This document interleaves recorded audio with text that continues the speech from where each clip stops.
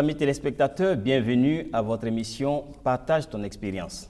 Nous avons beaucoup de plaisir à vous retrouver pour partager avec vous ce moment d'expérience particulière. Et nous recevons aujourd'hui un invité en la personne de Franck Agou, avec qui nous allons échanger durant cette émission.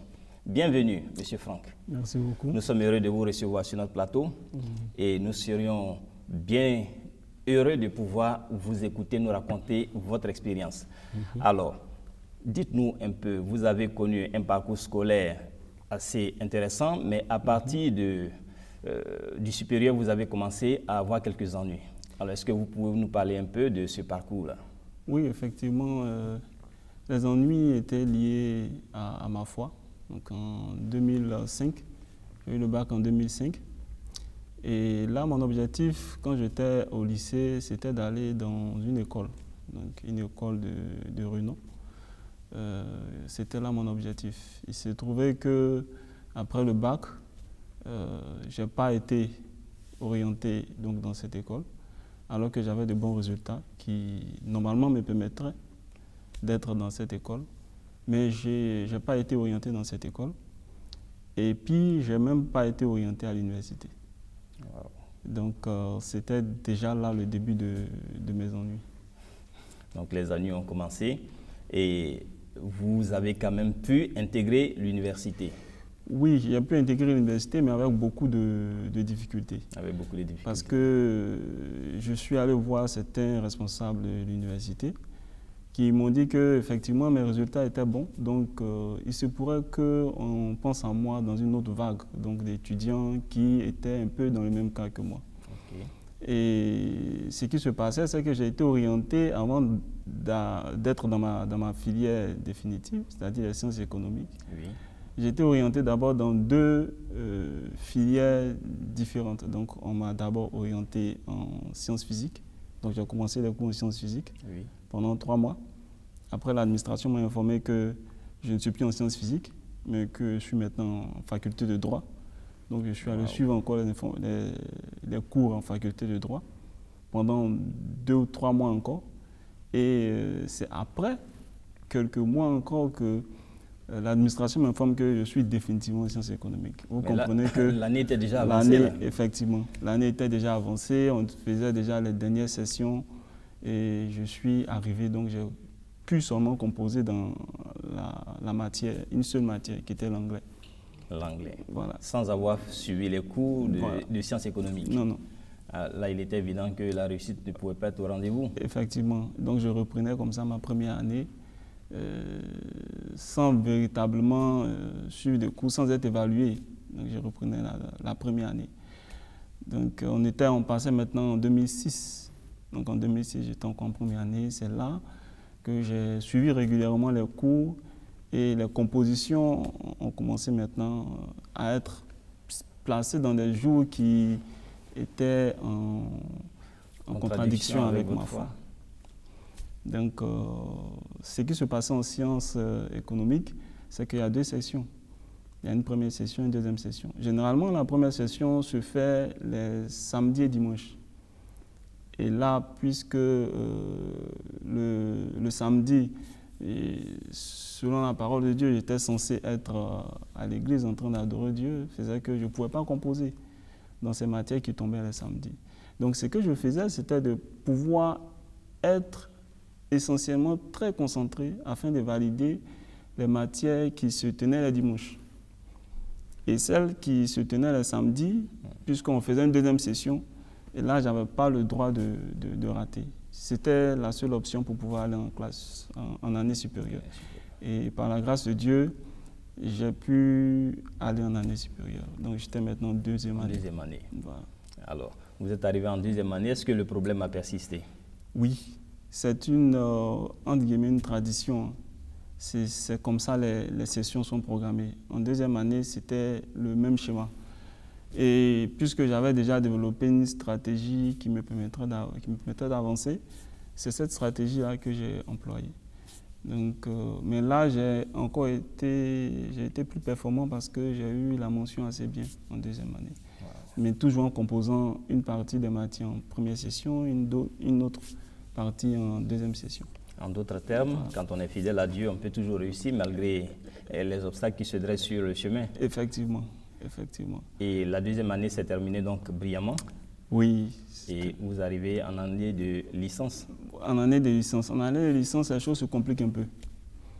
Parce que en année de licence, le calendrier est différent de celui des 2 premières années. Donc, ça se complique. Ce qui fait que la plupart des matières sont programmées le samedi.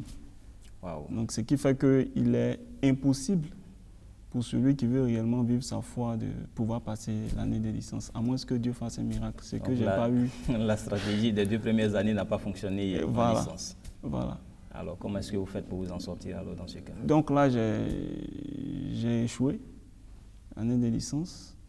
Je n'ai pas pu valider l'année de licence. Et là, après les résultats, je n'ai pas composé, donc les résultats étaient déjà clairs que je ne pouvais pas aller en année supérieure, c'est-à-dire en année de maîtrise.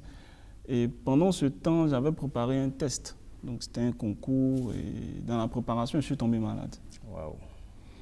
Donc j'ai perdu une année, presque une année à la maison. Wow. Donc j'ai raté l'année de licence et ensuite j'étais malade. Donc j'étais pratiquement couché sur un lit pendant près d'un an, sans vraiment bouger. Donc c'était assez difficile. Voilà. Donc juste après ce temps de maladie que Dieu me permet de surmonter, je reviens encore pour voir encore quel est le chemin que je dois emprunter pour l'école. Et là, on me propose, avec mes recherches, je découvre des filières très intéressantes au sein de la faculté des sciences économiques. Et je décide donc de passer également le concours. J'étais beaucoup marqué par ce qui s'est passé, parce que je voyais mes amis qui allaient vite, qui évoluaient. Oui. Mais moi, je ne pouvais pas. Donc, il y a beaucoup de questions qui me passaient à l'esprit. Et malgré cela, je me disais toujours que Dieu est le choix à faire. Vous avez resté fidèle à votre foi. Effectivement, mais cela avait un prix. Un prix. Cela avait un prix. Et vous avez payé ce prix-là? Oui. Alors, donc vous avez passé le concours, puisque vous avez fait des recherches pour trouver des filières intéressantes. Alors, comment est-ce que ça s'est passé dans la suite? Oui, je passe le concours et au concours, par la grâce de Dieu, Dieu me donne l'intelligence nécessaire et ce concours-là, je suis 4e. Waouh! Un concours où on sélectionne seulement que 25 étudiants. Parce que la filière, c'est une filière très sélective. Très sélective, où pratiquement tous les étudiants qui sortaient diplômés de cette filière-là avaient cette facilité-là de s'insérer dans le tissu social. Donc pour moi, je me disais que c'était en quelque sorte un bon début. Justement. Et que ça allait me permettre effectivement de pouvoir embrasser, avoir un bon avenir, un avenir intéressant. Mais ma surprise était que les mêmes difficultés se sont encore présentées. Et là, c'était des cours qui se faisaient déjà les samedis, auxquels je ne participais pas. Ensuite, il y avait des devoirs auxquels je ne participais pas. Il y avait ensuite les dernières sessions. Donc dans cette école-là, je n'ai pas participé.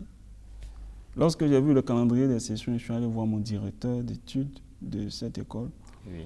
Dans son bureau, je lui ai présenté ma foi. Il m'a dit qu'il n'arrive pas à comprendre, qu'il ne sait pas qui m'a endoctriné. Wow. Mais il n'arrive pas à comprendre qu'après tout ce parcours, après avoir préparé dur un concours, réussi un concours, et on arrive là, ce mois, et puis on décide de ne pas composer parce qu'on a une foi qui nous l'interdit. Donc il n'a pas vraiment voulu trouver une solution pour moi. Donc je suis revenu à la maison. Il me fallait faire un choix. Le choix, c'était que soit je compose ou je ne compose pas. Et tenez-vous bien que cette école, non seulement vous y accédez par concours, mais elle est chère. Wow.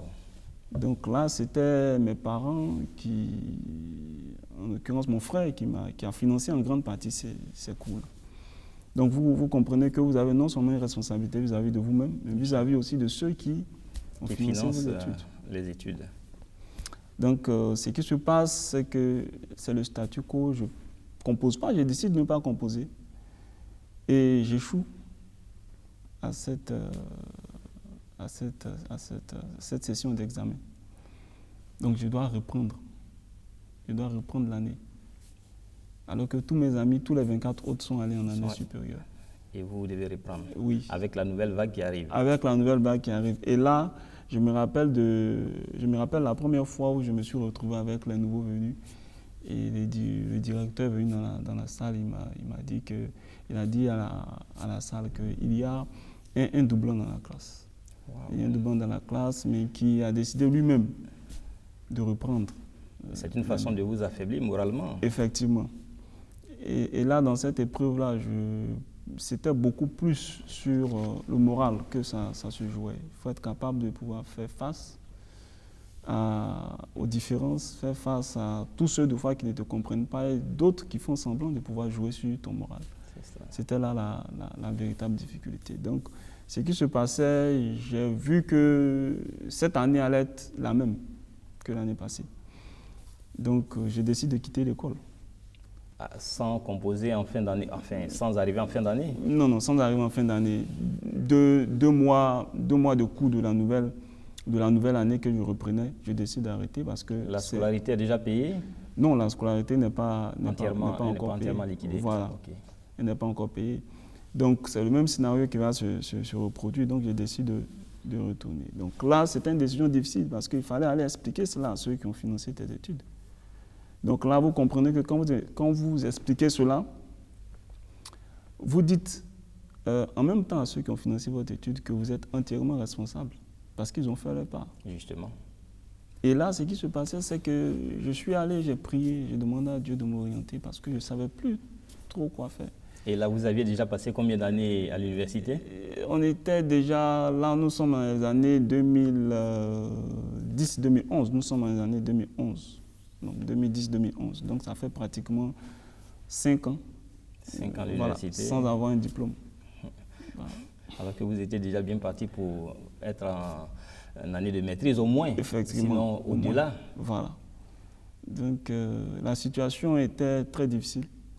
Et là, j'arrive à un niveau où j'essaie de trouver des petits métiers pour pouvoir subvenir à mes besoins et chercher de l'argent pour pouvoir financer encore mes études. Cette fois-ci, dans une école qui pouvait accepter, qui pouvait être... faire composer en dehors du samedi. Du samedi, c'est ça. Donc là, je tombe sur une bonne opportunité d'ailleurs que Dieu favorise. Et je fais un travail de 20 jours dans l'intérieur du pays. Et c'est un travail qui est très bien rémunéré par la grâce de Dieu et qui me permet de financer mes études. Mais cette fois-ci, quand je finis le travail, j'ai eu l'argent. La première chose que je cherchais à savoir, c'était une école qui véritablement me permettra de pouvoir composer des jours en dehors du samedi. En dehors du samedi. Et là, c'était mon premier critère de choix. Et l'école qui embrassait ce critère-là, automatiquement, j'allais accéder à cette école-là pour moi avoir un diplôme. Voilà. Toujours en sciences économiques ou en... Non, ça, je quitte maintenant la faculté des sciences économiques parce que les sciences économiques, je me dis que c'est un peu le même calendrier de composition. Donc, je me renseigne avec des amis un peu partout. On me montre une école, une grande école, une très bonne école aussi. Et là, on m'a su que cette école-là ne fait jamais de cours ni de devoirs les samedis. Une belle opportunité pour vous. Une belle opportunité. Là, je remercie Dieu. Je bénis le nom du Seigneur. Je me rends dans cette école. La première porte à laquelle je frappe, c'est celle du directeur des études. Il me reçoit, je m'assois, je lui dis que je suis intéressé par l'école et je lui présente mon programme d'études, mon projet d'études, tout ça, et que je lui dis c'est par cette école-là que je veux réussir. Je lui pose la première question. Est-ce qu'ici, on fait des cours et des devoirs et des examens le samedi? Il me dit non. Et il me demande même de me renseigner, l'historique de l'école le prouve. Et là, je suis heureux, content, donc je paye une bonne partie de la scolarité avec l'argent que Dieu m'a permis d'avoir. Et je commence à faire les cours. Les premiers mois, ça se passe comme le directeur l'a dit. Le 4e mois, c'est la même chose. Donc je compose aisément l'esprit libre. Mais à partir du 5e mois, on commence à programmer les séminaires les samedis.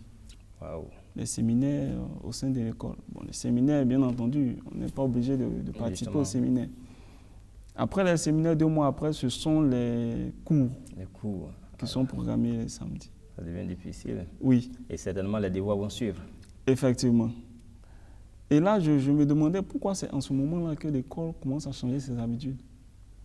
Pourquoi c'est là le moment auquel je suis arrivé dans cette école. On pourrait penser que c'est également un plan de l'ennemi pour essayer de mettre à l'épreuve votre foi. Effectivement, parce que je n'arrivais pas à comprendre qu'est-ce qui se passait exactement. Je me rends dans le bureau du directeur et je lui pose la question.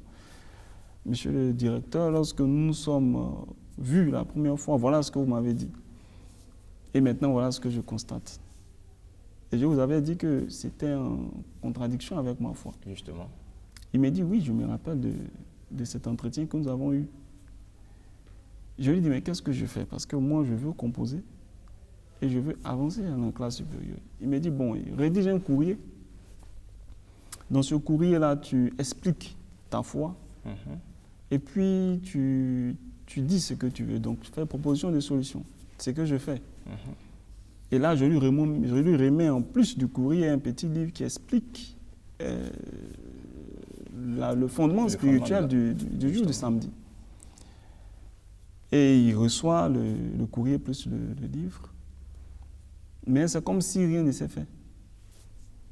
Il n'a pas vraiment agi dans le sens de me faciliter la tâche. C'était très difficile. Donc il y avait des cours et maintenant les devoirs ont commencé à se programmer le samedi. Alors donc vous restez dans cette école où on programme maintenant les cours et les devoirs les samedis. Et pourtant, vous arrivez en fin de compte à sortir de cette école avec un diplôme. Alors comment est-ce que ça s'est passé pour que vous puissiez arriver à cela? Oui, cette école est très exigeante. Là, il faut avoir la moyenne partout. Donc j'arrive, puisque là on a un certain contact avec les professeurs, j'arrive à expliquer ça à certains professeurs. D'autres sont compréhensifs, d'autres non. J'arrive au point où il me reste seulement qu'une seule matière pour pouvoir valider mon année. Et dans cette matière-là, on avait fait 2 notes. Donc, il y avait une note de classe qui comptait 40%, une note d'examen qui comptait 60%. Dans la note de classe, Dieu permet à ce que j'ai 15. Donc, il me reste seulement que la note d'examen. La note d'examen tombe un samedi. Wow. Donc là, le professeur, j'arrive pas à voir le professeur est parti, mais on doit faire la composition. Ce jour-là, on était vendredi, je suis parti, j'ai prié et j'ai même jeûné. Et j'ai demandé à Dieu d'agir. Et je suis parti le samedi à l'église. Le dimanche, la composition a eu lieu. Et quelques jours après, on devait aller prendre les résultats. Je me lève, je vais voir quand même mes résultats. Ça, c'est une question de foi maintenant. Voilà, je vais voir mes résultats. Et voilà le miracle que Dieu fait, c'est que à cette place-là de cette matière où je n'avais pas composé, je vois une note sur le tableau d'affichage, 10. Juste la moyenne? Oui, juste la moyenne. Donc, je suis en même temps heureux et étonné. Dieu venait de faire un grand miracle. Un grand miracle. Parce que pour quelqu'un qui n'a pas composé, avoir une moyenne juste pour pouvoir valider cette matière-là, c'est quand même extraordinaire. Effectivement, c'est une expérience qu'on n'arrive pas à expliquer. On ne peut pas expliquer ça sur le plan humain. C'est forcément spirituel. Justement. Dieu a dû faire quelque chose pour que la note apparaisse. Et cette note-là a été comptée. Ouais, donc ça m'a permis de finalement avoir un diplôme. Avoir un diplôme. Après un parcours aussi long, vous finissez par décrocher enfin un diplôme. Effectivement. Et maintenant, avec ce diplôme, vous devez faire face à la vie active.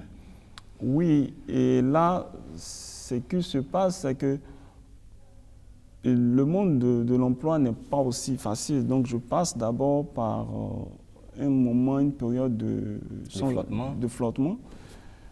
Et après ça, j'ai bien entendu des occasions d'entretien pour avoir un poste. Il y a eu deux. D'abord, une première proposition qui s'est présentée. Et cette proposition-là, je n'ai pas pu la saisir parce qu'on me demandait de travailler le samedi. Le samedi encore. Il y avait une deuxième proposition. Cette deuxième proposition, c'était avec un service public. Et là encore, c'est la même chose qui se présente. Donc, ça fait déjà deux propositions que je n'ai pas pu perdues. Et là, je suis toujours dans cette période de flottement. Donc, dans la période de flottement, c'est très difficile.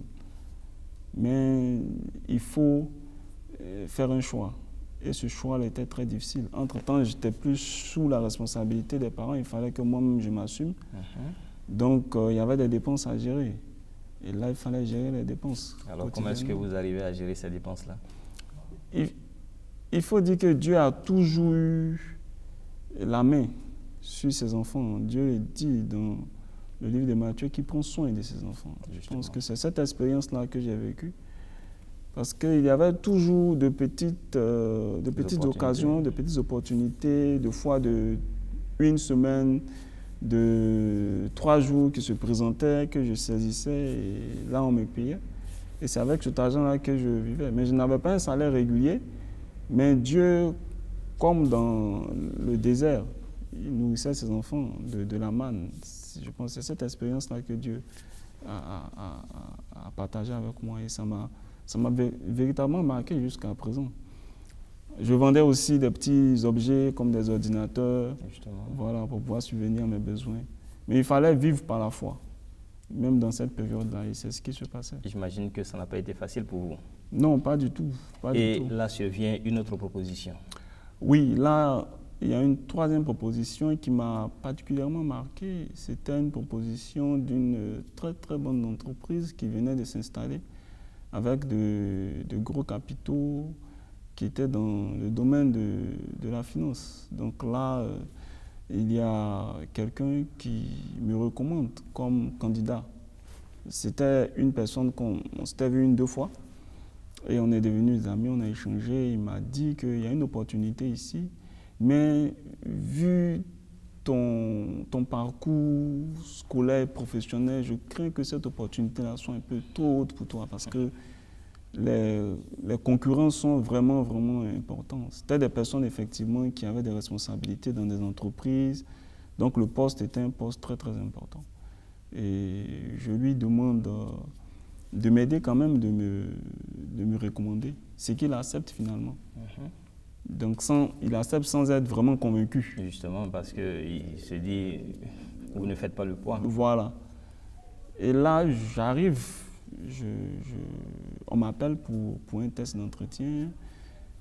Et là, quand je suis arrivé dans la salle d'entente, je constate effectivement que ce qu'il a dit, c'est la vérité, parce que mes concurrents donnaient des instructions même au service. Donc, ils avaient des personnes sous les ordres. Mais j'avais prié, j'ai demandé à Dieu de me conduire, de me soutenir, de m'aider, de mettre les paroles dans ma bouche. Toujours la foi en action. Toujours. Et c'est ce que Dieu fait, effectivement. La première étape, je suis sélectionné, ce qui étonne d'ailleurs mon ami. La deuxième étape, je suis également sélectionné. La troisième étape, c'est celle qui se fait avec le directeur général lui-même, avec son directeur des opérations. Nous sommes 3 en ce moment-là. Donc je vais effectivement au rendez-vous. Et le rendez-vous, on a fait le test avec le directeur et les résultats ont été donnés 30 minutes après, donc sur place. Wow. Et là, le directeur m'appelle, il me dit que M. Agou, je vous félicite parce que vous avez eu le poste. Avec toutes ces sommités, si je peux me permettre, c'est vous qui êtes retenu. Oui. Le novice. Et voilà. Vraiment, qui n'a pas une grande expérience, mais Dieu a fait de telle sorte que ce soit moi qui sois retenu. Je devais avoir effectivement de très très grandes responsabilités. En d'autres termes, ça veut dire que lorsqu'on marche avec Dieu, on ne peut pas craindre tout ce que l'ennemi peut mettre devant nous. Oui, avec Dieu, les obstacles ne sont pas vraiment des obstacles. Parce que Dieu peut vous donner la capacité et la force de pouvoir diriger et pouvoir surmonter tous ces obstacles. On a vu dans la parole de Dieu où des enfants de 7 ans ont été rois. Justement. Donc Dieu est capable de tout. Dieu est capable de tout. Voilà. Et là, donc, vous obtenez pour la première fois un emploi conséquent qui vous permettra de pouvoir subvenir à tous vos besoins. Effectivement. Alors, est-ce que vous pratiquez cet emploi? Je suis très content quand on me donne la nouvelle et on me montre. Donc là, quand le directeur m'appelle, j'échange avec lui. Donc là, c'est pour discuter des modalités pratiques du salaire et du travail. Et là, ce qui se passe, c'est qu'il me dit que il me dit qu'on a besoin de vous, on est vraiment content que vous ayez ce poste. Et voilà les jours de travail, c'est du lundi au samedi. Le samedi revient. Voilà, il me dit c'est du lundi au samedi. Et là, il y a comme quelque chose qui me traverse. Et je lui pose la question pour lui dire, c'est négociable ou pas? Il me dit non, c'est pas négociable. Nous venons d'arriver sur le marché, on doit faire nos preuves, on a besoin de vous. Vous avez passé un processus de sélection très difficile. Bon, c'est vous qu'on a choisi. Donc là, j'échange avec lui. Je lui fais en tout cas toutes les propositions, même celles même à réduire même le salaire, à travailler des heures supplémentaires sans être payé. Mais il ne change pas de position. Il ne change pas de position. Mesdames et messieurs, voici notre invité qui se retrouve face à une situation. Après un bon moment de chômage, il a l'occasion et l'opportunité de pouvoir exercer un emploi où le salaire est convenable. Que va-t-il faire? Pour connaître la suite, nous vous invitons à nous suivre très prochainement lorsque nous allons encore recevoir toujours M. Agou pour savoir comment il s'est pris pour pouvoir sortir encore de cette situation. Merci de nous avoir suivis. Portez-vous bien et que Dieu vous garde.